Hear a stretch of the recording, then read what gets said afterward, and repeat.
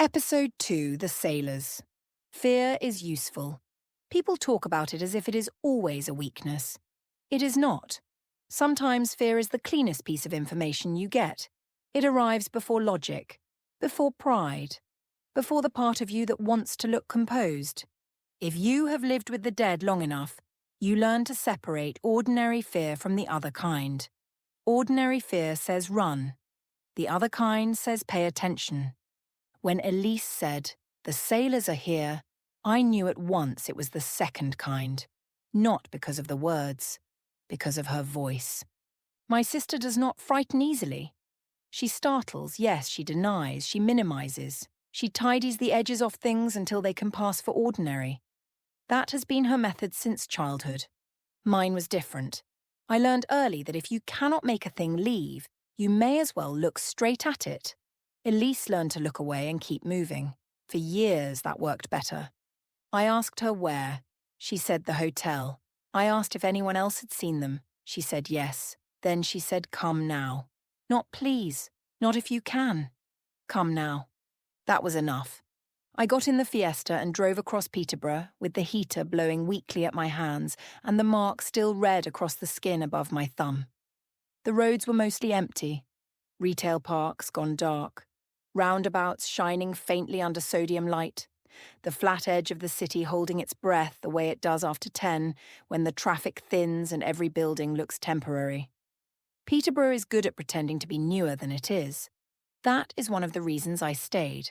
A place built in layers of confidence and concealment suits me. Elise managed a hotel on the edge of the centre. Not grand, not cheap. One of those places designed for conferences, delayed sales reps, wedding overflow, and people who need one anonymous night somewhere clean. The sort of hotel where the carpets are patterned to hide stains and the staff are trained to smile in a way that discourages questions. I had stayed there before in bad patches when home felt too loud. Elise always found a room and never called it charity. That is her way of loving people. Quietly. With administrative competence. When I pulled into the car park, 3 windows on the 3rd floor were lit. Too many for the hour. The revolving door was still. The night air smelled of damp brick and old rain. I sat for a second with the engine running and looked up at the building. Hotels are bad places for hauntings. Too many strangers. Too many thresholds. Too many temporary lives crossing the same corridor and leaving traces of themselves behind. A family home can absorb a ghost and make it local. A hotel lets it travel. I clicked my lighter once. Focus. Then I went in. The lobby was warm, overlit, and wrong. That sounds vague. It is not. Wrongness has texture. The air felt disturbed as if too many people had moved through it too quickly. The potted plant by the lift had been knocked slightly sideways. One of the brochure stands lay on its side behind a chair. A coffee cup sat abandoned on the reception desk, lipstick on the rim, half an inch of cold brown left in the bottom. Signs of interruption, not panic, not yet, but close. Elise was behind the desk in her navy suit, hair pinned up too tightly, hotel badge straight, mouth set in that hard line she uses when she is trying to hold a room together by force of professionalism alone. She looked at me once and all the effort showed. "You took your time." I looked at the clock on the wall. 12 minutes. "You're welcome," I said. That got no smile. Bad sign. Elise can usually spare half a smile for me, even in a crisis. If she cannot, something has got under her skin properly. There was a young man in a maintenance polo shirt, pretending to wipe down a side table while listening to us. A woman in business clothes sat rigidly in one of the lobby chairs, with her suitcase upright beside her, staring at the lift doors as if they had insulted her personally. Behind the bar archway, someone dropped a glass and swore. The hotel was still functioning. That was the problem. Places like this keep functioning long after they should stop. I asked Elise what had happened. She said 3 guests on the 3rd floor had complained within the last hour. Separate rooms. Same corridor.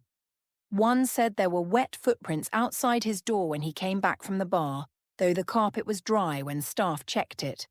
One said someone in old-fashioned dark clothing had knocked twice. then walked away before she opened the door.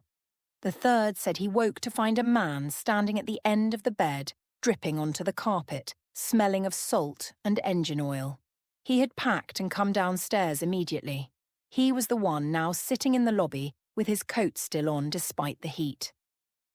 I looked over, mid-50s, grey travel suit, hands shaking just enough to notice.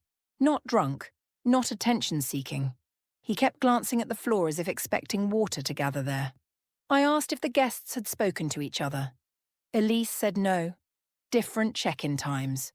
Different reasons for travel. No connection. That mattered. Shared panic spreads fast in hotels.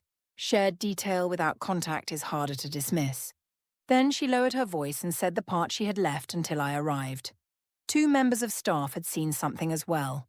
1 housekeeper at the far end of the 3rd floor corridor. 1 barman in the service lift mirror. Both described men, plural. Not one figure moving between rooms. Several. How many? I asked. Elise swallowed. She said, I don't know. Then she added, but they all say sailors. That word sat badly in the lobby. Too old for the carpet, too old for the lighting, too old for the laminated breakfast menu by the host's stand. Sailors belong to coasts, ports, storms, and old stories told badly in pubs, not to a business hotel in Peterborough, which is exactly why I believed it. The dead rarely bother to be tasteful. I asked for the incident log. Elise blinked, then reached under the desk and handed me the black binder. That is another difference between us. She thinks in procedure even when frightened. I think in pattern. Together, on our better days, this passes for competence. The entries were neat because Elise had written them herself. Times, room numbers, staff names, short summaries. No embellishment, no adjectives. She was trying to keep the thing administrative, which meant she was more scared than she wanted to admit. Room 312. Male guest reports wet footprints outside room at 2247.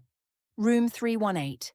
Female guest reports unknown male in corridor at 2305. Room 316. Male guest reports figure at end of bed at 2318. Housekeeping note at 2326. Corridor temperature drop near service alcove. Bar staff note at 2331. Reflection anomaly in service lift mirror. I read the times twice. Escalation in less than an hour. Movement along one corridor. Not random. A route. I asked for a floor plan. Elise had one printed in under 30 seconds. Again. Love. By administration. I spread it on the desk and traced the rooms with one finger. 312, 316, 318. Service alcove. Lift. A line almost. Not straight but purposeful. Like something pacing a remembered path. What used to be here? I asked. Elise said a hotel. Before that. She frowned. A car park, maybe. Offices. I don't know. That was not good enough.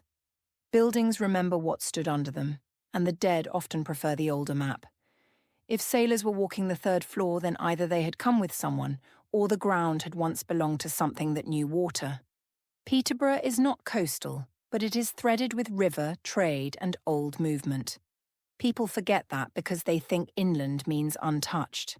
It does not. It only means the water learned to travel differently. I asked if anyone had mentioned hearing anything. Elise said yes. One guest had described a dragging sound outside the room, like wet rope being pulled slowly over carpet. That made the back of my neck tighten. Rope. Not chains, not moaning. Rope. Specificity matters. Then she said one more thing very quietly. She said she had seen them herself. Not fully. In the reflection of the lobby doors when she went to lock the side entrance, 3 men standing outside where the car park lights do not quite reach. Dark coats, water-dark hair, faces pale as if seen through old glass. When she turned, there was no one there. When she looked back at the glass, there were only 2. Why didn't you say that first? I asked. Because if I say it first, it becomes real. There it was. The family method. Deny until denial breaks. We took the lift because Elise refused to use the stairs. She said it was because she was tired. That was a lie. She has never liked stairwells after dark. Too many blind turns, too much echo. I did not press it. Everyone is allowed one useless fear if they carry enough useful ones. The lift smelled faintly of lemon cleaner and old wiring. Elise stood with her hands clasped too tightly in front of her. I watched the mirror panel opposite us. Nothing at first except two tired women trying not to look like sisters. Then, just as the doors opened, the reflection deepened behind us for half a second. A dark vertical shape. Then another. Not bodies exactly. More like the suggestion of men standing where the lift wall should have been. Elise saw it too. I knew because her breath stopped. But neither of us turned. There is no point turning for reflections that late. If they want to be seen, they will manage it. The third-floor corridor was empty, long, beige, quiet in the expensive, muffled way. Hotels are quiet. The carpet swallowed footsteps. Wall lights glowed in identical brass fittings. Framed prints of local landmarks hung at intervals to reassure guests they were somewhere specific. At the far end, the service alcove door stood slightly ajar. I stepped out first. The air was colder than downstairs. Not freezing, just enough to flatten the warmth from my face. Elise stayed close behind me, which she would deny later. I stood still and listened. Hotels are full of layered sound, plumbing in the walls, distant televisions, ice machines humming, a laugh from another floor, a door latch clicking 2 corridors away.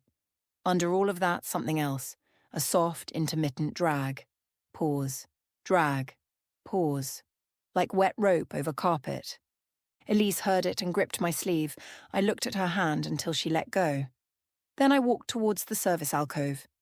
The corridor lights flickered once, not enough to go dark, enough to remind everyone present that electricity is only confidence in wire form. The dragging sound stopped. Silence moved in too quickly after it. That is always worse. I looked down. The carpet was dry, but across the patterned weave, darker marks had appeared and were fading even as I watched. Not footprints, lines, parallel, as if something narrow and soaked had been pulled along the floor and then lifted away. "Rope," Elise whispered. "Yes?" I said. I did not tell her what I was thinking. Rope means work. Rope means ships. Rope means knots. Rope means the mark. And I still had the red loop across my hand from the Mercer house, faint now but not gone. I pushed the service alcove door open with 2 fingers. Inside, folded housekeeping carts, spare linen bags, cleaning fluids, a metal shelf with extra pillows in plastic wrap. Ordinary things, useful things, human things. And at the back, fixed to the wall, an old service map in a cheap frame showing previous fire escape routes from before the hotel refurbishment. The layout was different. The corridor had once extended further, past the current wall, past the linen store, into a section that no longer existed. I stared at it for a moment. Then I asked Elise when the hotel had been remodelled. She said years ago, before her time. A wing had been shortened after structural work, storage added, some rooms renumbered. Why? Because they're not walking this corridor, I said. Not this one, the old one. Elise looked at the map, then at me.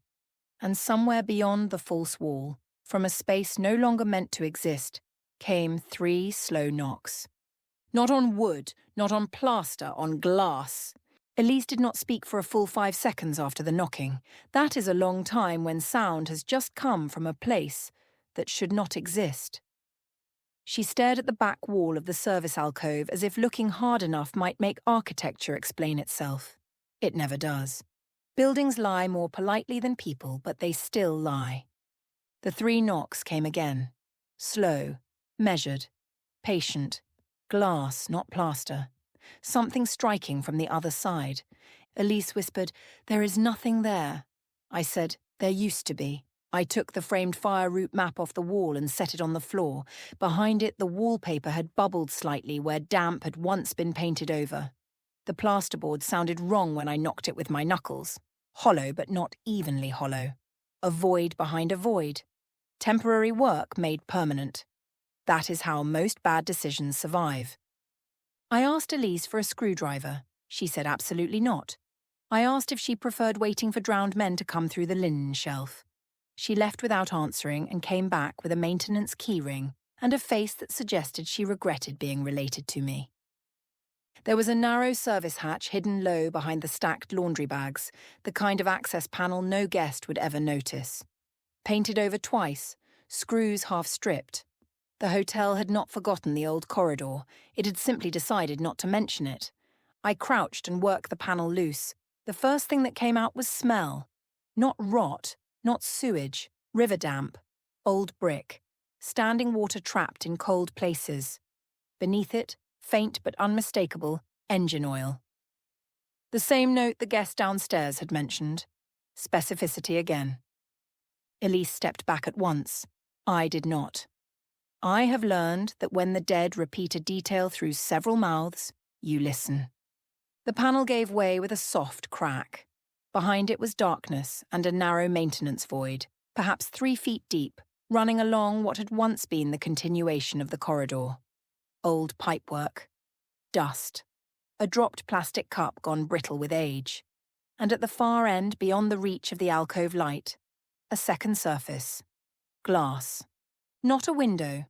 A sealed internal partition from the old layout, left in place when the wing was shortened and boxed over. A corridor trapped behind a wall, and at its end, a glazed fire door leading nowhere anyone now admitted existed.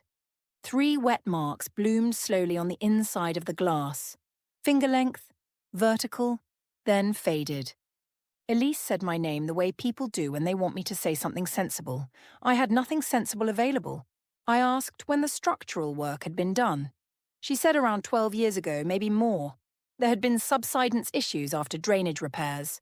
One section closed, refitted, rebranded. The usual corporate language for we covered it and moved on. Water again. Ground movement. Hidden corridor. Rope sounds. Sailors. Not random. Never random. I told Elise I wanted to speak to the 3 guests separately. She said at midnight that was impossible. I said so were drowned sailors in a business hotel, yet here we were. That ended the discussion. The first guest was the man from room 316, the one who had seen a figure at the end of his bed. His name was Mr. Cartwright. Regional sales manager. Derby. Wedding ring, expensive watch, overnight case packed in a hurry. He kept apologizing for making a fuss, which usually means the person has seen something bad enough to threaten their own idea of themselves. I asked him to tell me exactly what happened and not improve it for my benefit. He said he had fallen asleep with the television on. Woke around 11 because the room felt colder.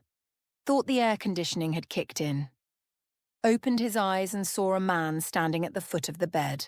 Not old-fashioned in a costume sense, not pirate nonsense. Working clothes, dark wool, heavy coat, water-dark hair plastered to the head, face pale and swollen-looking but not decayed. Just water-kept. He said the man was not looking at him. He was looking at the window, as if expecting to see something beyond it.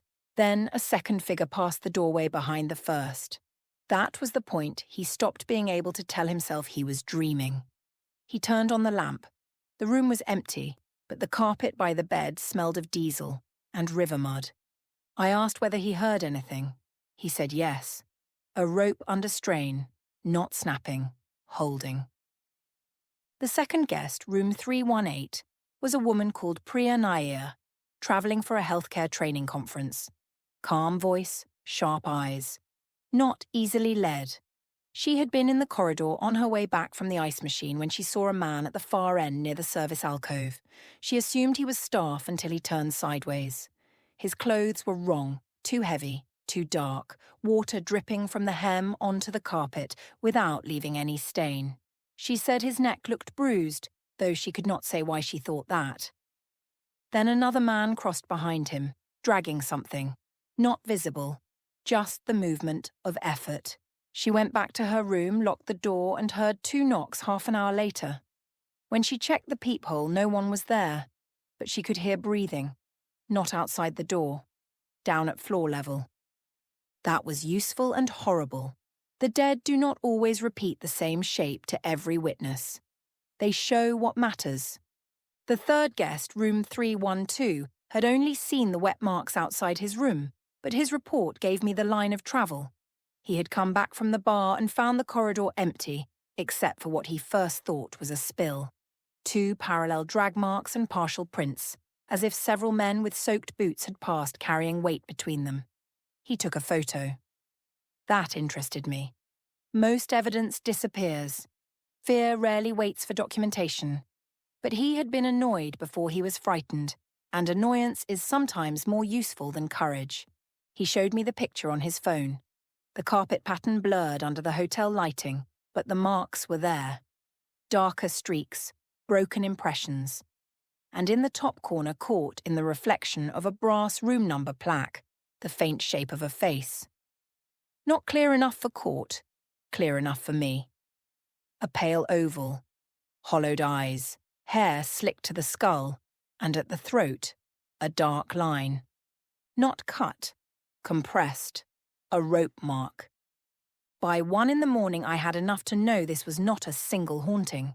It was a procession, several men, shared route, shared condition, water, rope, labour, waiting. The question was not what they were. The question was why they were here.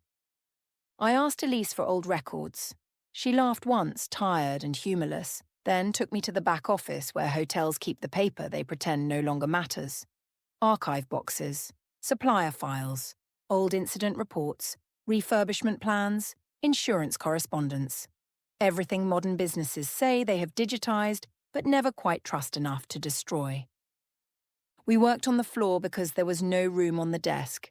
Elise in her suit, knees tucked awkwardly under her, still trying to maintain dignity among cardboard and dust. Me cross-legged with a torch between my teeth because the overhead strip light buzzed like it objected to the hour. It would have been funny in another life.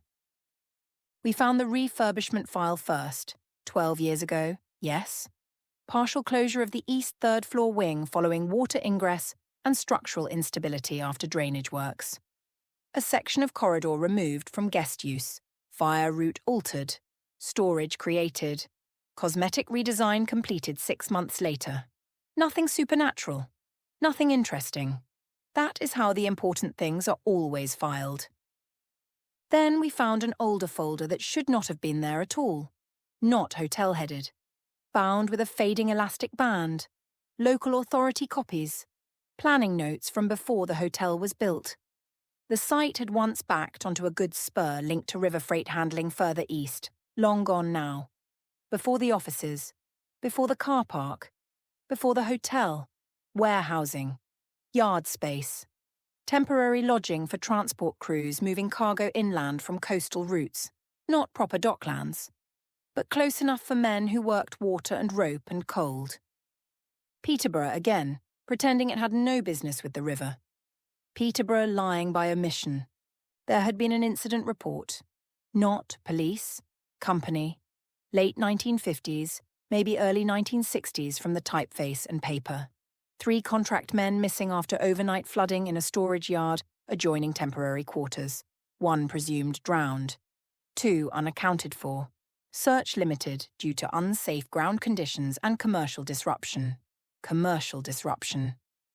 There is no phrase in the English language quite so efficient at insulting the dead.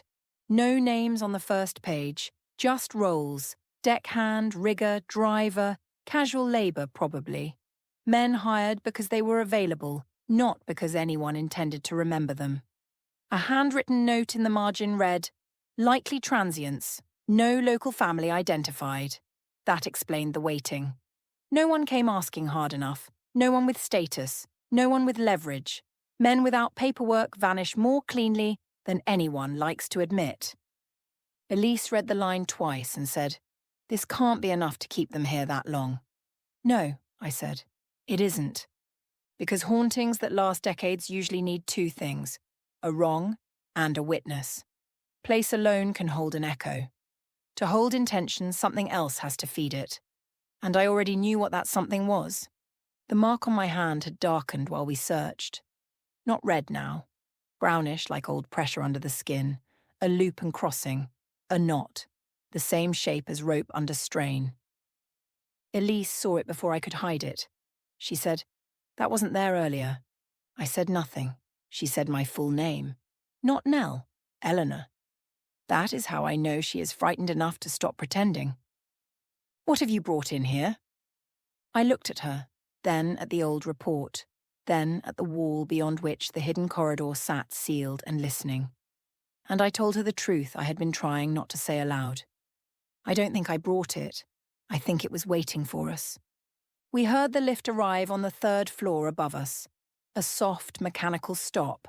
Then nothing. No doors, no footsteps. Just the sound of a machine deciding it had reached a place. Elise stood up too quickly and hit her knee on the desk.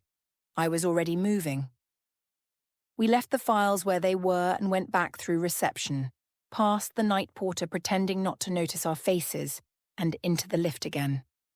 This time neither of us looked at the mirror.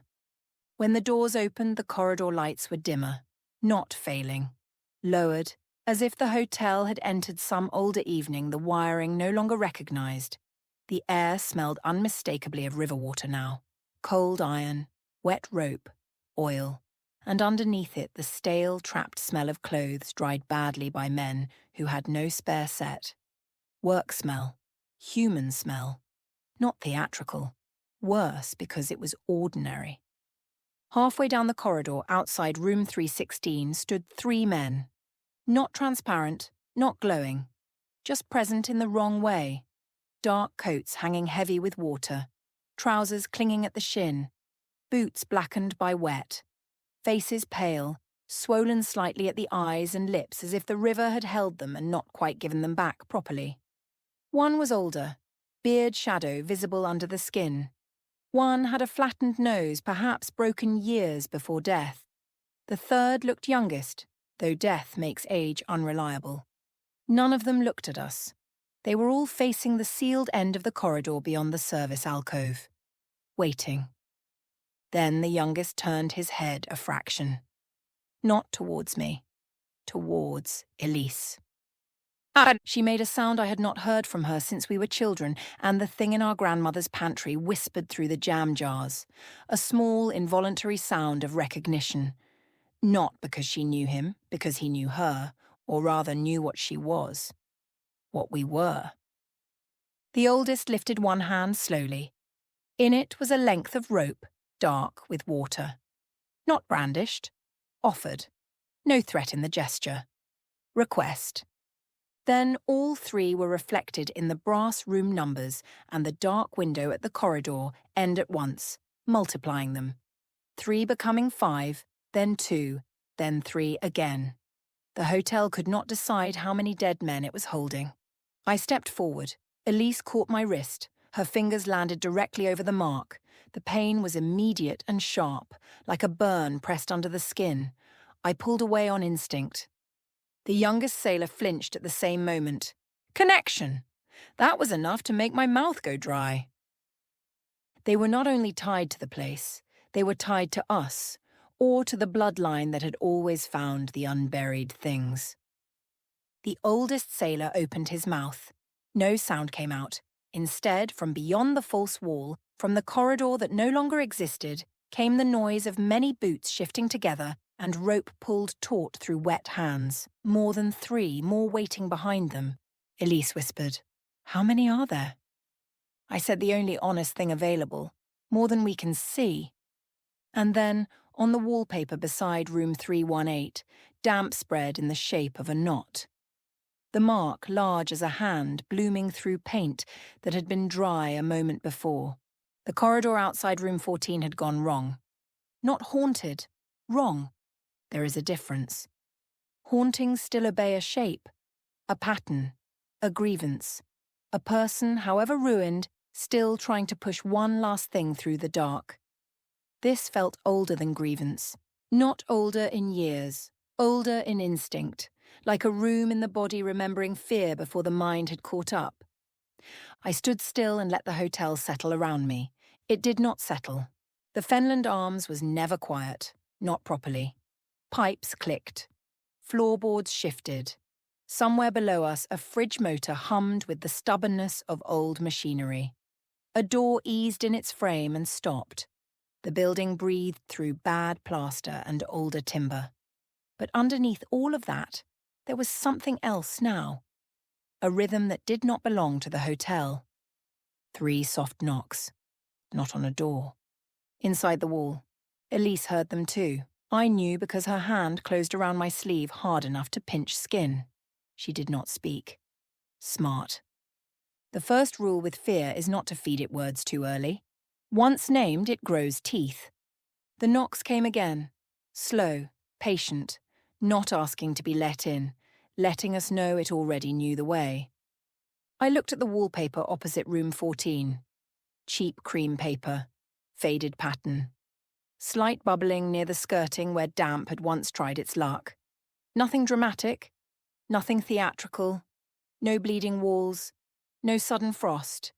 That is what people expect when they say haunting. They want performance. The dead, in my experience, are rarely that generous. Another 3 knocks, this time from lower down, as if something had shifted position inside the wall and was now listening from nearer the floor. Elise leaned closer. Tell me that's pipes. It isn't pipes. She shut her eyes for a second, then opened them again with the look she gets when she wants reality to improve itself out of politeness. It started after midnight yesterday, she said quietly.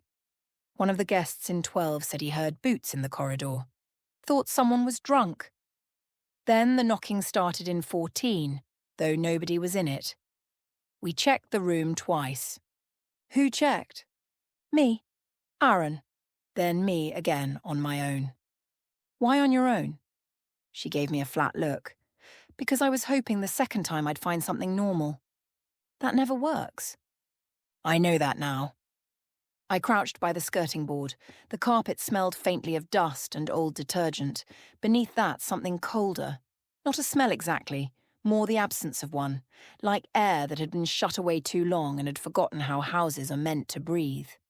I put 2 fingers against the wall. Cold, then colder, then a pulse. Not a vibration. A pulse. Slow and deliberate, as though the wall had borrowed a heartbeat from somewhere it should not have. I took my hand away. Elise saw my face change. What? Nothing good. That isn't helpful. It isn't meant to be. The corridor lights flickered once, not enough to go out, just enough to remind us they could. At the far end of the hall, near the fire door, something moved. Not a figure. Not even a shadow in the usual sense. More a thickening of the dark, as if the light there had been bruised. It stood at the edge of sight, where certainty goes to die. If I looked straight at it, there was nothing.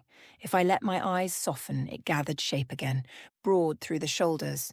Still, watching. I have learned not to announce these things too quickly. Most people hear what they fear, not what you say. Elise, I said, keeping my voice level, when I tell you to go downstairs, you go downstairs. She did not argue. That worried me more than if she had. What do you see? She asked. Not enough yet. The lie sat badly in my mouth. Because I did see enough. I saw sea-dark cloth, a line of wet rope, a shoulder bent under old labour. I saw the suggestion of a face that had spent too long in weather and too little in peace. And behind it, not one shape but several, held back as if by distance or discipline, or both. The sailors. Not the cheerful pub sign kind. Not storybook men with rolled maps and songs in their teeth. These were working men. Hard men. Men who had gone where wood groaned and iron failed, and the water took what it liked. The thing at the end of the corridor lifted its head by a fraction. Then all the doors on the left side of the hall gave a single tiny rattle. Not enough to open. Enough to answer. Elise made a noise in the back of her throat and stepped behind me. I almost told her not to. Almost laughed at myself for the instinct, as if I was any sort of shield. The knocks came again. 3 from the wall, then 3 from inside room 14. Then, after a pause long enough to make the skin tighten across my shoulders, 3 more from the door itself. A sequence. Inside, wall, door, closer each time. I stood and took hold of the handle. Elise, keys. You're joking. Do I sound funny? Her hand shook as she passed me the master key card. I slid it through. The lock clicked green. Neither of us moved. The handle felt colder than it should have, cold enough to sting. On 3, Elise whispered. No. I opened the door. The room was dark except for the streetlight leaking through the curtains. Standard hotel room, double bed, cheap art, kettle, chair in the corner. Nothing overturned. Nothing cinematic. And yet the whole room felt occupied. Not by presence alone, by attention. There is a difference there too. Some rooms hold grief the way fabric holds smoke. You notice it eventually. It clings. This room was alert. It knew we had entered. It had been waiting for us to do exactly that. The air was colder by several degrees. My breath did not mist, but it felt as though it should have. Elise hovered in the doorway, every instinct in her body trying to remain in the corridor and flee it at the same time. I stepped inside. The carpet dipped under my foot. Wet. I looked down. A dark patch spread near the bed, soaking silently into the fibres. Not fresh water. Not clean. It carried the stale mineral stink of harbour walls and bilge and rope left too long in rain. Elise. I can smell it. Good. That mattered. Shared phenomena are easier, not safer, just easier. I followed the damp patch with my eyes. It led to the chair in the corner, where a man was sitting. He was not fully there. They rarely are at first. The outline came before the detail. Shoulders, knees apart, hands resting flat, as if keeping himself steady on a deck that no longer existed. Then the face resolved in pieces, hollowed cheeks, beard rough with neglect, eyes too pale in the dark, skin with that drowned, tightened quality I have seen before and never liked better with repetition. He was looking at the bed, not at me, not at Elise, at the bed. What happened here? I asked. The figure did not answer. It lifted one hand slowly and pointed. Not to the mattress. Under it, behind me, Elise whispered, Nell. I ignored her. Not unkindly, just necessarily. I moved to the bed and crouched. The smell worsened. Salt, rot, old wood, iron. I put my hand on the valance and paused. Sometimes the dead want witness. Sometimes they want theatre. Sometimes they want you close enough to frighten properly. I lifted the fabric. Nothing underneath but darkness. Then, very softly, from under the bed, a man exhaled. Elise stumbled backwards into the doorframe. I let the valance drop and stood too quickly, pulse kicking hard once, twice, then settling because panic is a luxury, and I have never been rich enough for it.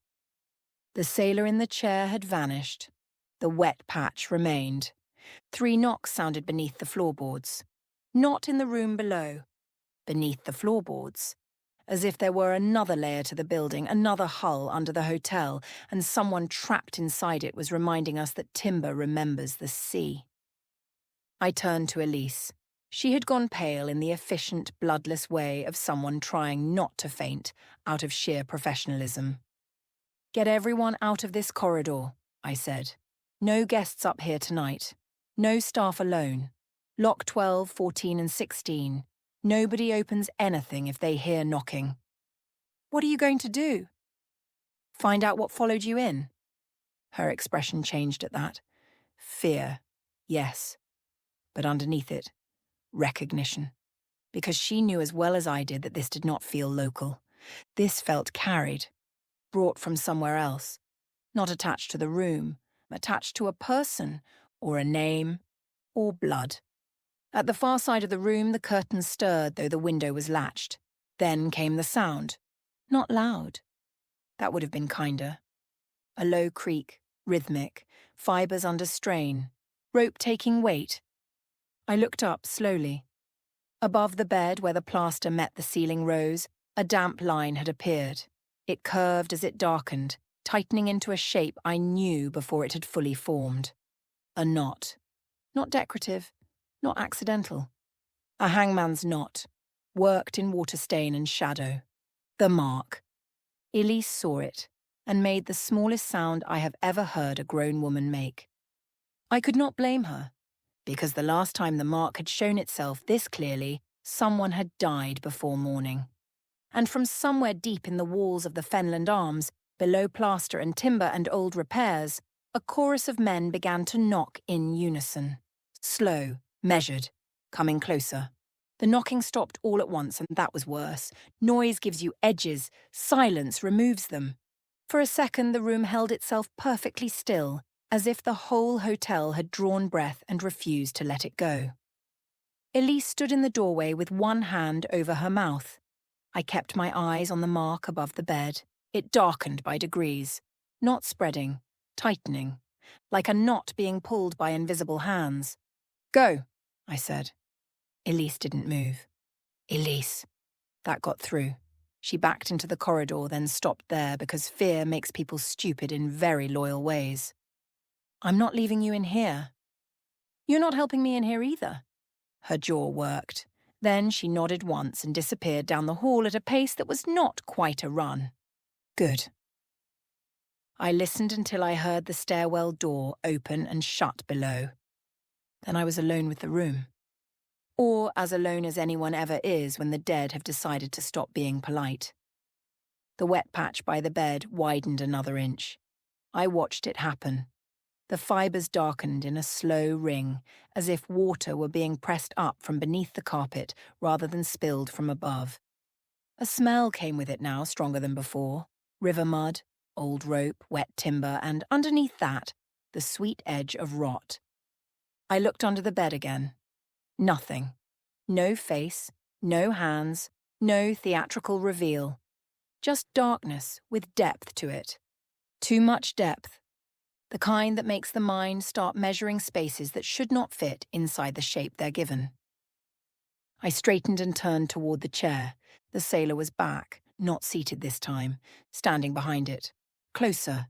His clothes hung from him in heavy folds, dark with water that never reached the floor. His beard was patchy. His mouth looked wrong, as if cold had split it years ago, and death had not thought to mend it. His eyes were fixed on me with the exhausted patience of a man who had been waiting far too long for someone to understand the obvious. He lifted one hand, not pointing now, warning. Then another shape appeared beside him. Then another. 3 men, shoulder to shoulder in the corner of a budget hotel room in Peterborough, carrying the cold of open water into a place built for continental breakfasts and apologetic check-in smiles. None of them looked at me. They were all staring at the wall behind the bed. I followed their gaze.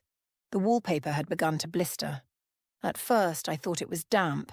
Then the bulge shifted. Something pressed from the other side, slowly, not trying to break through. Testing. I stepped back. The wall gave a soft, internal thud, then another. Then the shape of a hand spread briefly beneath the paper. Too long in the fingers. Swollen. The outline slid sideways and was gone.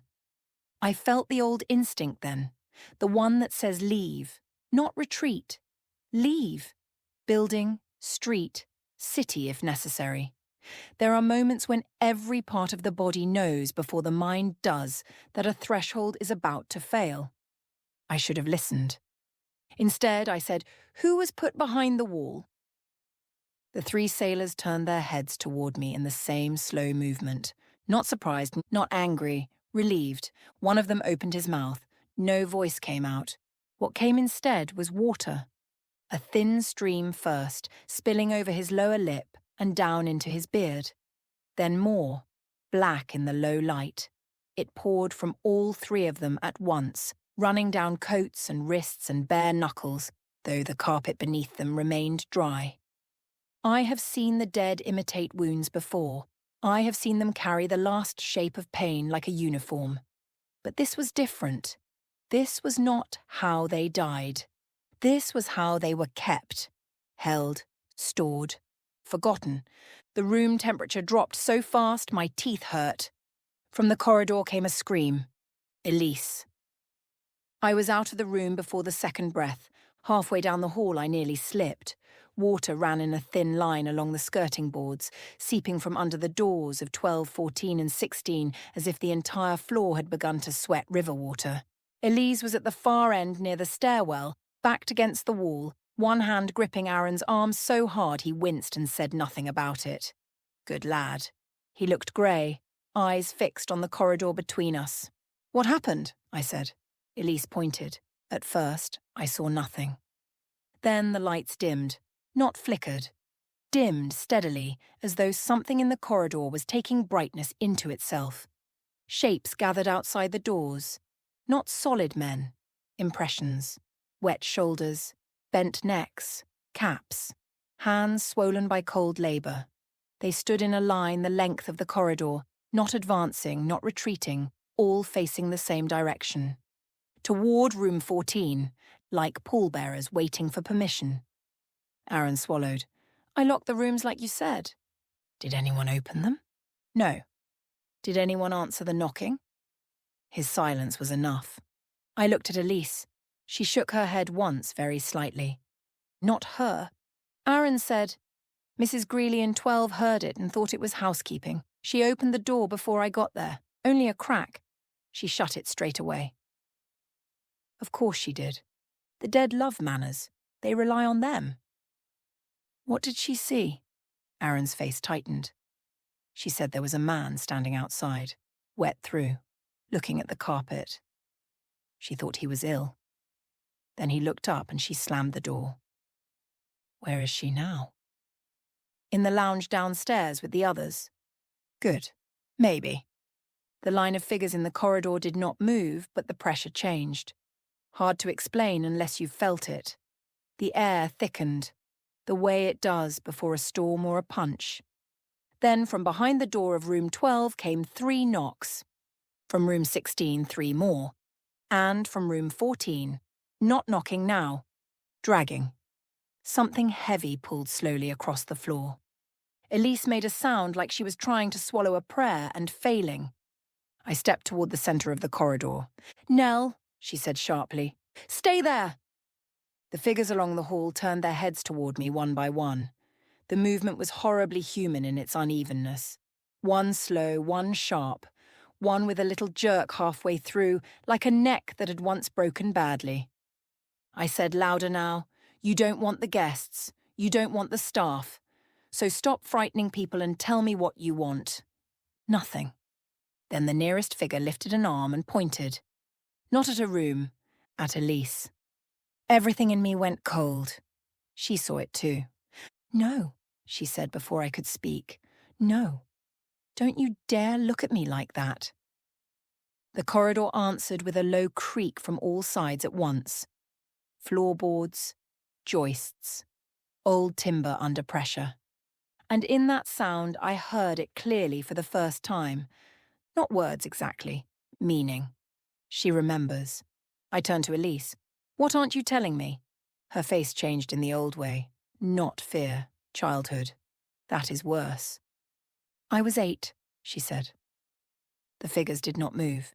Aaron looked between us like a man regretting every career choice that had led him to hospitality. I was 8, Elise said again, voice thin now. And Nan took us to the river. Not the nice bit, the old yard. The broken bit behind the fencing. She said not to wander. You went off anyway. You always did. I stayed by the posts. The lights dimmed another notch. I heard knocking, she said. Under the wood. Under the jetty. Like someone trapped beneath it. I remember that. I remember kneeling down and hearing it under the boards. The mark on the wall inside room 14 gave a faint, wet creak. Aaron whispered, What the hell is that? History, I said. Elise's eyes stayed on the corridor figures. There was a gap in the planks. I looked through. I thought I saw faces in the water, men looking up, not floating, waiting. My mouth had gone dry. And? And one of them knocked back. The corridor lights went out. Not fully. Emergency strips glowed low along the skirting, throwing everything into that awful underlit half-world where people stop looking alive. In that light, the sailors were clearer than before. 6 of them now, maybe 7. Water glistened in the folds of their coats. Their eyes were pale and depthless. One had a length of rope wound around his wrist. Another's cap hung split at the brim. One looked scarcely older than a boy. All of them watched Elise. She answered, I said. Elise looked at me with naked misery. I knocked back. There it was. Not invitation exactly. Acknowledgement. Witness. A child at the river hearing the dead. And because children have not yet learned the rules that keep adults falsely safe. Answering them. The floor beneath us shuddered. From inside room 14 came a crack like timber giving way. Then water began to spill under the door in earnest. Not a trickle now.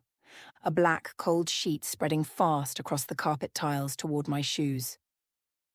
Aaron swore and backed into the stairwell door. Elise, I said very carefully. When they knocked back then, what did you do? Her lips trembled once. I ran. Of course. And the dead, patient as tides, had taken 20 years to finish crossing the distance. The door to room 14 bowed inward with a slow, wet groan. The handle began to turn, once, twice, then stopped at the point just before opening, as if whatever held it on the other side was being restrained by men who had already waited too long. I looked at the sailors in the corridor. Not hunters, not exactly. Witnesses. Escort. And whatever was in room 14 was the thing they had come to bring to her, or take from her. The handle turned again. This time the latch clicked. And from the widening gap came the smell of river silt, old rope, and something far worse beneath it. Something sweet, human. Dead too long. Elise whispered my name. I did not answer, because standing in the dark slit of the opening door, bent slightly as if the ceiling were too low for him, was a figure broader than the others. Not a sailor. A man in a long black coat gone slick with water. A noose knot hanging dark against his chest, like a badge. And when he raised his head, I knew before I saw his face that this was not the hotel's dead. This was ours. And he had come for the name Elise had buried. The door opened another inch. No one moved. That is the ugly truth of fear. People talk about fight or flight because it sounds clean. Useful. Heroic even. They forget the third thing. The oldest thing. Stillness. The body trying to become furniture in the hope that death is too busy to notice. Water spread across the corridor carpet in a black sheen, stopping just short of our shoes as if it had been given instructions. The sailors remained where they were, pale in the emergency light, their coats dripping a river that never quite touched the floor. All of them watched the figure in the doorway. Not with loyalty, with caution. That told me enough. Whatever stood inside room 14 was not one of them. It stepped forward slowly, ducking its head beneath the frame. Too tall, too deliberate. The black coat hung from it in long, wet folds, older in cut than anything made now. Not theatrical. Practical. Heavy wool built for weather and work, and the sort of cold that gets into bone and stays there. The noose knot at its chest was not rope. It looked carved at first, then stitched, then grown there, dark against the cloth, changing shape each time my eyes tried to settle on it. Its face stayed in shadow. I knew that trick. Some dead do it because they cannot hold themselves together, others because they know concealment is power. This one knew. Elise, I said quietly, don't answer if it speaks to you. Her voice came back thin. I wasn't planning to. Good. The figure stopped in the doorway. The corridor seemed to narrow around it, not physically. Worse than that, perceptually, as if the space had decided it only had room for one truth at a time. Then it lifted its head. Its face was not ruined. I almost wish it had been. Rot is easier. Damage is easier. A drowned face, a broken jaw, a socket gone dark. Those are facts. You can place them, file them. This face was too intact. Male. Late middle age, perhaps. Hard mouth, deep-set eyes. Skin pale with the colourless drag of long burial in wet places. Not bloated, preserved, kept. And familiar. Not because I knew him. Because blood did. The recognition hit low and immediate, the way inherited fear does. Not memory. Pattern. The body reaching back through family before the mind can object. Elise made a small sound beside the stairwell door. He turned his head toward her. The sailors lowered their eyes. That mattered too. Don't, I said. He looked at me then, and smiled. Not kindly, not cruelly either. That would have been human. This was the smile of someone seeing a mechanism work exactly as intended. When he spoke, the voice did not fill the corridor. It entered it. Low, dry, English. Educated once, perhaps, or trying hard to sound it. The kind of voice that would have been listened to in a room full of men with less money and fewer choices. Eleanor Omant, he said. Not Harrow, never Harrow. The name landed like a hand at the back of my neck. Behind me, Aaron whispered, "Who the hell is that?" "No one you need to know," I said. The figure's eyes shifted to Elise again. "And Eliza?" Elise flinched hard enough to hit the wall. Nobody had called her that in years. Not outside family, not outside old records and older mistakes. The figure took one more step into the corridor. Water ran from the hem of his coat now, real enough to darken the carpet. "I have waited," he said. The sailors stirred at that. Not approval, unease. "For what?" I asked. His gaze returned to me. "For one of you to stop running from the river." The emergency lights buzzed overhead. Somewhere downstairs, glass broke, followed by a shout. The hotel was starting to feel the strain. Buildings do. People imagine hauntings as private things. They are not. Pressure spreads. I said, "You're not from here." "No. The sailors brought you." At that, something like contempt touched his mouth. They did not bring me. They opened. I looked at the line of drowned men along the corridor. Witnesses, yes. Escort, perhaps. But not servants, not allies. They stood like labourers forced to carry a burden they despised. "What are you?" Aaron said before fear or common sense could stop him. The figure turned his head, very slowly. Aaron made the mistake of holding the gaze. I saw the exact second regret hit him. The figure said, "A debt remembered." Aaron went white. "Look away," I snapped. He did. Too late to spare him the worst of it, perhaps, but enough to keep him standing. The figure's attention returned to Elise. "She heard us first," he said. Elise shook her head. "I was a child." "Yes." I didn't understand. "No." His answers came with that same dry patience, each one a nail tapped gently into wood. "But you answered." The corridor gave a low groan. Not from the walls this time, from beneath. I felt it through the soles of my shoes. A shift under the building, as if old timber far below had taken weight again after years of waiting empty. I said, "What happened at the yard?" He looked at me with what might almost have been approval. "Better question. The river kept what men wished hidden," he said. "Cargo, bodies, accounts, names." The sailors along the corridor sharpened at that, their outlines pulling tighter, faces more visible in the low light. Workers, carters, river hands, used, disposed of. "And you?" I said. His smile returned, thinner now. I counted. There it was. Not muscle, not labour, management. The kind of man who never lifts the crate, only signs the ledger that says where it goes and whether anyone asks after it. Elise whispered, "Nan used to say there were men who made the river do their burying." He inclined his head to her. "Your grandmother knew enough to fear the banks. My grandmother knew enough to keep us away from them. And yet you came." The cruelty in that was almost gentle. The worst kind. I took a step forward. The sailors shifted at once, not to stop me, but to watch what he would do. Good. That meant he was not in full control here. "You're tied to the Omance," I said. He regarded me for a long moment. Tied? No. The mark above room 14 gave another wet creak. "Recorded," he said. That hit harder than it should have. Because it felt true. Not a curse in the childish sense. Not magic for its own sake. Witness. Record. Debt. The Omant line not causing these things, but carrying them forward when the world failed to account for them. "You used us," I said. He did not deny it. "Your line was useful," he said. "Women who heard what should have stayed buried. Women no court would trust, no church would protect, no man of standing needed to fear unless they were believed." Elise swore softly. I said, "So you hid behind the fact nobody would listen." He looked almost amused.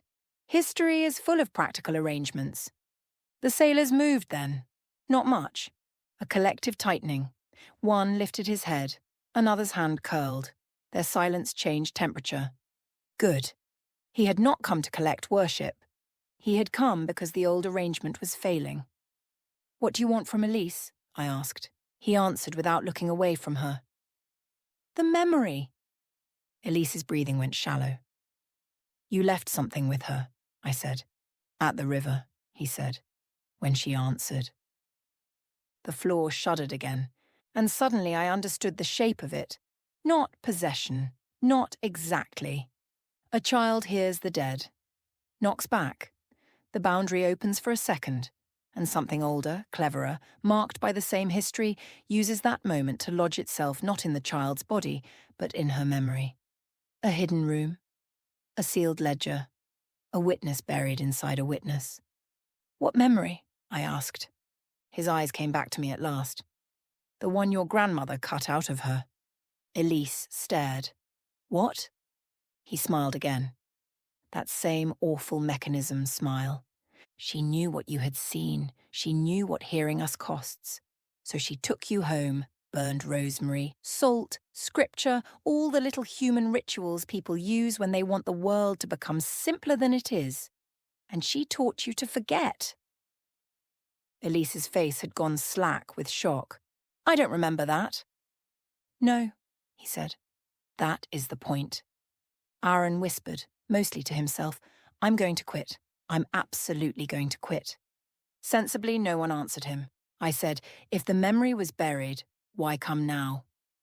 The figure looked toward room 14, toward the mark, toward the black water still creeping under the threshold. "Because the river yard was opened." That landed like a dropped weight. Redevelopment, surveying, groundworks, modern men in bright jackets digging where old men had hidden things and called it closure. "The false wall," I said. "The void. The hotel." "Not the beginning," he said. "Only the nearest wound." "Of course. The hotel was an echo chamber, not the source. The source was older and uglier, and probably half a mile away under fenced-off land and planning notices." Elise found her voice. Barely. What did I see? For the first time, the figure hesitated. Not from mercy, from appetite. He wanted her to ask, wanted consent, wanted the door opened properly this time. I stepped between them. "No." His expression cooled. "She asked. I answered." The corridor pressure rose at once. The sailors lifted their heads. Water trembled across the carpet. Behind the walls came a sound like distant timbers grinding against each other below a black tide. "You cannot keep what is owed," he said. "Watch me." That at least felt like my own voice. He studied me. Then he said very softly, "You think this is about protection." "It is." "No, it is about sequence." I did not like that. He looked past me to Elise. "She was first to hear. You were first to carry. The line does not choose by love. It chooses by use." The mark above room 14 tightened until the plaster around it cracked. A line split down the wall. Black water leaked through. And with it came images. not seen with the eyes, but forced through the mind with the blunt violence of inherited memory. A river yard at dusk. Timber posts slick with weed. Men hauling something heavy under tarpaulin. A ledger held shut by a gloved hand. A woman on the bank watching, saying nothing because saying something would get her buried with the rest. Then children's shoes on wetboards. Elise small and still, a gap in the planks. Faces below, not floating, wedged. Held beneath a timber chamber built under the jetty like a mouth. And one man among them, not drowned, not trapped, standing dry in the dark space beyond, watching the child look down. The black-coated figure waiting. Elise screamed. Not because she was seeing it now, because she remembered seeing it then. The corridor lights blew out completely.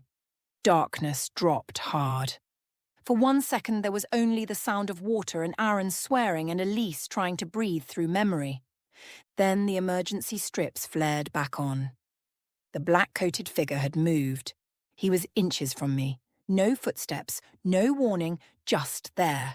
His face close enough now that I could see the fine black lines at the corners of his eyes, like old ink bled into skin. "The child looked at me," he said, and I looked back. That is all a mark requires. I could smell the river on him. Under it, old paper, ledger books, damp cloth, sealed rooms. "You're not the mark," I said. Something changed in his face, tiny. "Enough!" "No," I said again, louder now, for Elise as much as for him. "You're what hid behind it." The sailors reacted instantly. One stepped forward, then another. Not toward us, toward him. The corridor temperature shifted, not warmer, but less obedient to him. He turned his head, annoyed for the first time. "Good," I pressed. "You're not debt. You're the bookkeeper, the man who counted bodies and trusted the river to keep your sums hidden." His mouth flattened.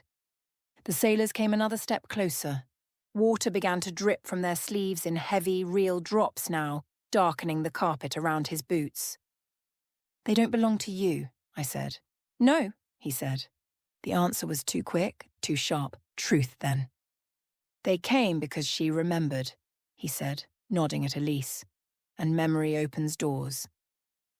Then they can close them too." That made him still. Not frightened, concerned. Better. I turned to Elise. She was shaking so hard her teeth clicked, but her eyes were open now. Really open. Not child-frightened. Adult horrified. Which is progress in its way. "Elise," I said, "when you looked through the planks, what did the men do?" She swallowed twice. They weren't reaching for me." "Good. Keep going." "They were knocking. Not at me. Past me. Behind me." The sailors stilled. The black-coated figure did not. He took one step back. Tiny.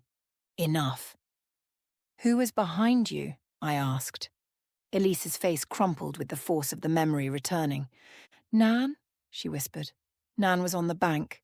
She was talking to someone. A man in a black coat. There it was. Not random haunting. Not simple bloodline curse. A meeting, a witness. A bargain, perhaps. Or a refusal. And what did Nan do? Elise shut her eyes. She pulled me away. No, before that. The black-coated figure said very softly, "Enough." I ignored him. Elise. Her eyes snapped open. "She named him," she said. The corridor shook. The sailors surged half a step forward. The figure's face changed at last. Not monstrous, not dramatic, just stripped of patience. "What name?" I said. Elise looked straight at him, and in a voice ragged with terror and memory, she said, "Rook." The effect was immediate. Every light in the corridor burst. Glass rained down.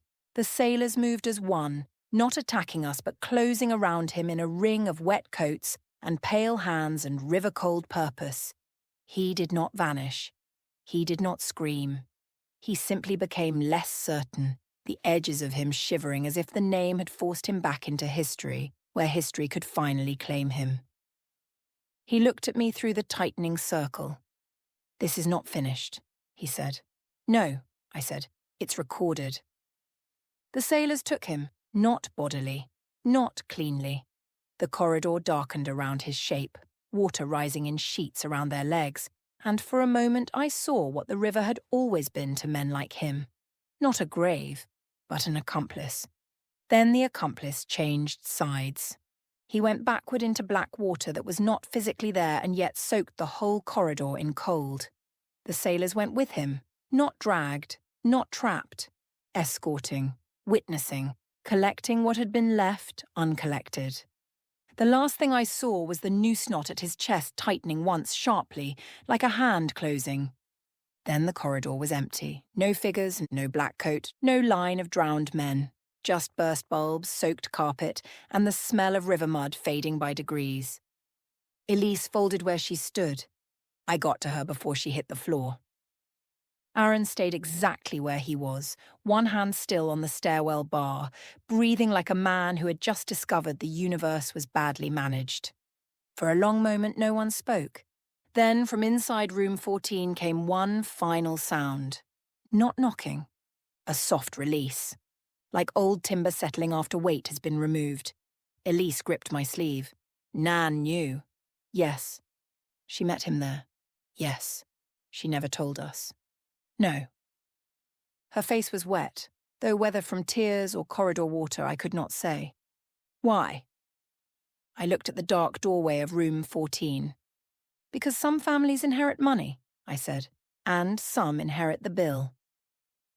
Downstairs, the hotel began to sound like a hotel again.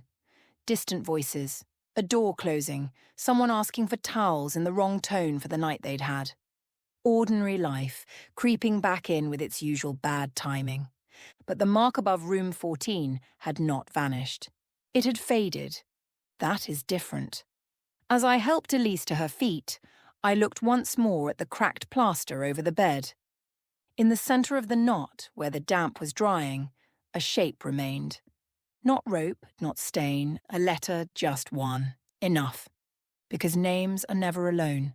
And if Rook had been only the bookkeeper, then somewhere beyond the river, beyond the yard, beyond the hotel and the dead men who had finally taken him back, there were others who had signed the same ledger. Episode 2 had ended. The account had not.